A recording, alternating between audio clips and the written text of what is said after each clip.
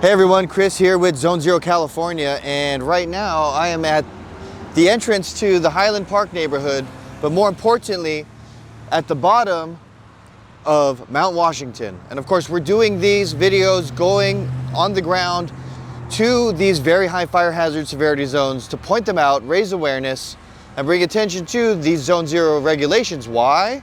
Because every home and property in this area will need to comply with these Zone Zero regulations within the next 2 to 3 years. So let's talk about it. Now, first of all, I want to say we are giving away a free pedestrian gate. It's a color bond gate by Durabond. This is an all steel construction made and designed in Australia, and it was created to withstand the intense heat of wildfires. So this is exactly the kind of gate that will make you Zone Zero compliant. If you want a chance to win, all you need to do is subscribe to the channel, and then go to zonezerocalifornia.com, fill out the form, and download your free Zone Zero PDF checklist. All right, so let's talk about it. What is Zone Zero? Zone Zero is the 0 to 5 feet around any home, property, or structure. And it must be free and clear of debris, but more importantly, it must have Class A, non-combustible building materials within this 0 to 5 feet. So what does that look like? Well, first of all, let's talk about your landscaping. Now, there used to be Zone 1 and Zone 2 when it came to the idea of this defensible space for homes and fire protection. Zone 1 was 0 to 30 feet, and the saying back then was lean, clean, and green, right? And as the name implies, you keep it clean of debris. You don't allow dry leaves to accumulate, creating a pile of combustible material.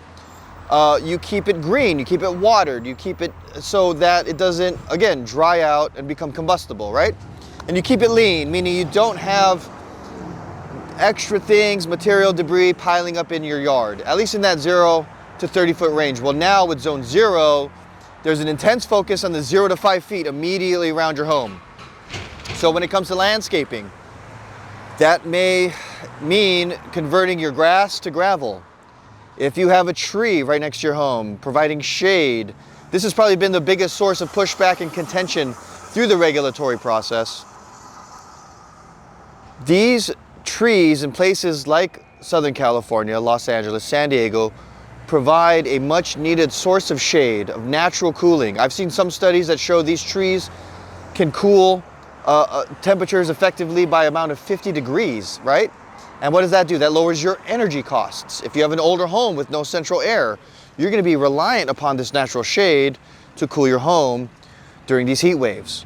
And so getting rid of that poses a new substantial burden and risk, right? And that, again, has been some of the biggest source of contention and pushback through this process. But beyond the landscaping, I mentioned gates earlier. Obviously, if you have an old wood fence or gate, namely redwood or cedar, that's probably going to need to be replaced. Of course, I mentioned these color bond fences by Durabond. What else would work? You could use, let me backtrack. So not all wood is now ineligible. Certain hardwoods, like for example, Kayu Batu, have been approved by CAL FIRE for use as building materials in Zone Zero. Other types of hardwood commonly gets used for decking, right? That would be your ipe, your kumaru, your balau, your tiger wood, right? Now, most of those are fancy exotic hardwoods, most commonly used for decking, also can be used for fences and gates.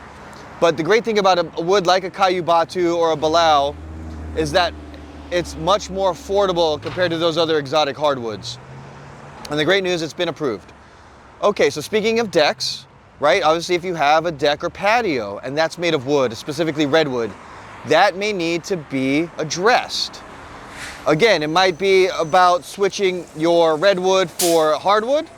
There's also other building materials like Trex or TimberTech that could be used. There's also aluminum and other types of metal deck material that can be used to replace your existing redwood decks.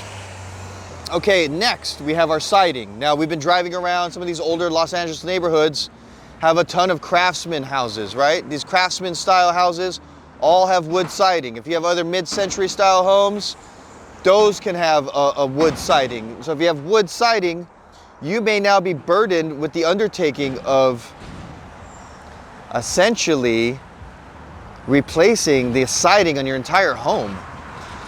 That's not cheap or easy. And so I have seen some craftsmen that have been remodeled to have that stucco siding, and of course you're losing that historical architectural look. If you live in a very high fire hazard severity zone, you may not have a choice. But what we do know is that aside from the state regulations, which are probably going to be very broad, we know cities, counties are probably going to have their own sets of regulation. Some jurisdictions may choose to carve out exceptions for these historical properties, but you do then leave yourself exposed to risk because you have that wood siding. But if you take these Zone 0 fire hardening system approaches to the other things around your home, for example, your landscaping or your fence and gate, that may allow you to prevent, or that may allow you to keep your siding intact. I don't know. Again, we're going to see what happens here. It's the beginning of March, and we are expecting these rules to finally be published and set forth. So the last thing, obviously, is your roofing, right? Now, most roofing material is already fire resistant, non-combustible, flame retardant. However, if you go with our earlier example of dry leaves accumulating, pine needles accumulating on your roof, and you don't clear them out, clean it off, in the event of the next fire disaster where we have an ember storm and these embers travel and land on your roof, combined with those high winds, that may be enough to create a fire so big and intense and so quickly on your roof that you may not be able to address it soon enough, or it might spread too quickly, especially if you haven't taken the time to harden the rest of your home, like your landscaping or your fences and gates or your siding. So you can see it's more of a complete system here. I'm gonna stop yapping. Once again, I've got resources in the description, links to our school community. I've compiled a bunch of links to things like grants and the state agencies that are involved with this Zone 0 process, with this regulatory process. It's also a place for you to come and share your stories. Now, I've also got a Reddit community, and of course, we've got the comments on these videos. Feel free to share your horror stories. If you've already had trouble with insurance companies, dealing with insurance, getting renewed, or getting a new policy if you've just bought a home, or if you've had issues dealing with local, state, or local or state regulatory agencies when it comes to becoming compliant, getting plans approved, please share those stories with us. It'll make you feel better getting it off your chest, and many more people will be able to learn from your story. So once again, my name's Chris. Go to zone0california.com, subscribe to the channel. We're giving away a gate at 500 subscribers, and we're going to give away another gate at every 500 subscribers after that. So if you want a chance to win, subscribe, go to the website, fill out the form, and download your free Zone 0 PDF checklist. Now, let's take a drive around Mount Washington and see if we can't point out areas of concern, just to show how widespread and how many people this is going to affect in this area, and through all very high fire hazard severity zones throughout Los Angeles and California. So let's hop in the truck. Hey, it's Chris. All right, we're back in the truck here. Now we're going to take a ride around Mount Washington just for a few blocks. Usually it doesn't take long for me to find a bunch of examples. As a matter of fact, let me turn this around. This house right here in the patio, that's a wood structure right there. It might be a storage shed, but that's the kind of thing that could be considered you know, non-compliant with that type of wood. It doesn't actually, you know what, that might be hardwood. I know it's hard to see, but that actually might be hardwood. I can usually tell by the amount or the lack of any knots in the wood.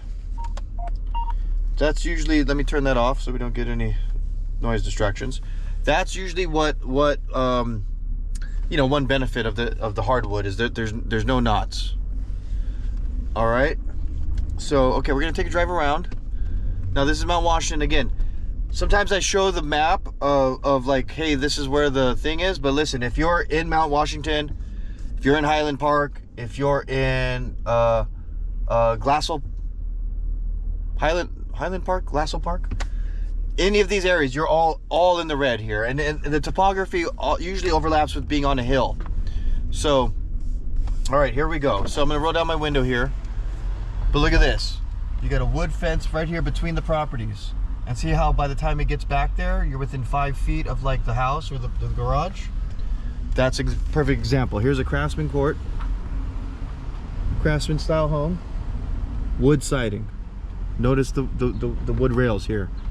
Same thing here, next door. You got wood, fence and rails. And over here on top of that wall there, that is all wood. Now the shingles on this house, I am not sure if that is modern enough. Oh, here's an example of a craftsman that has stucco. So that's kind of how they look, you know, and so you lose that style, that craftsman style. So again, let's take a look here. Here's another wood fence all the way up that hill along the side of this home. All right, that's the kind of thing that would need to be addressed. I'm gonna let this car come. These streets are a little narrow up here in Mount Washington. But right here, I'm gonna turn this around. This is all old wood fence and gate right here. Check this out. And because these homes are so close together, that's gonna be a zone 0 for sure. All right, detached garage, wood siding, wood fence over there. All right, wood siding here and that detached garage. So again, I like I said, I usually don't have to drive very far to find all kinds of examples. Now this is a wood fence. Is it zone 0? Not necessarily, but who knows what's gonna happen? You know, once the state comes in. Here's a wood fence right here and a wood gate right there. Okay, this property too has wood fence all along the wall here and up on the hillside, and not to mention the landscaping, right? That has wood stairs as well. Stairs probably also going to be affected. Here's another wood fence between these two properties. That's an old wood fence there. And look at all the landscaping around this home. Look at all the trees right next to the home. Zone 0. So again, I don't do this to isolate anybody. Again, you got a whole thing that goes all the way up the driveway there, and then it touches the side of the house. Zone 0. So yeah, my goal is never to isolate and or admonish anybody in particular, right? We're just simply raising awareness, and like I do this just to show how widespread these zone 0 regulations are going to be, how many people they're going to affect, how many different houses they're going to affect. Here's a craftsman, wood siding. There's another one across the street. Now that siding might be hardy board, but look at all the wood fence and gate surrounding this home, right? Oh, and they've got a patio that's enclosed with wood. There's a wood gate back there as well. And again, just look at all of the landscaping here, all these trees, right? Providing shade, but with zone 0, who knows what's gonna happen. So I'll leave it there, folks. Once again, we are giving away a free pedestrian gate. It's a color bond gate. Now you won't have to pay for the gate, for the materials or the shipping, just got to pay for the install, but we'll give you a good price on it. We'll work with a authorized vendor of from the Fire Safe Council vendors. Okay, and yeah, if you want to win, you just got to subscribe and then go to zone0california.com and fill out the form and download your free PDF Zone 0 checklist. All right, guys, so thanks. Once again, my name's Chris. We are in Mount Washington doing a video, driving around, finding Zone 0, pointing out that where the very high fire hazard severity zones are. If you are in Mount Washington, Highland Park, or Glassell Park, you're definitely in the middle of a very high fire hazard severity zone. Eagle Rock as well. We're gonna start heading north, guys. I will see you in the next video. Take care.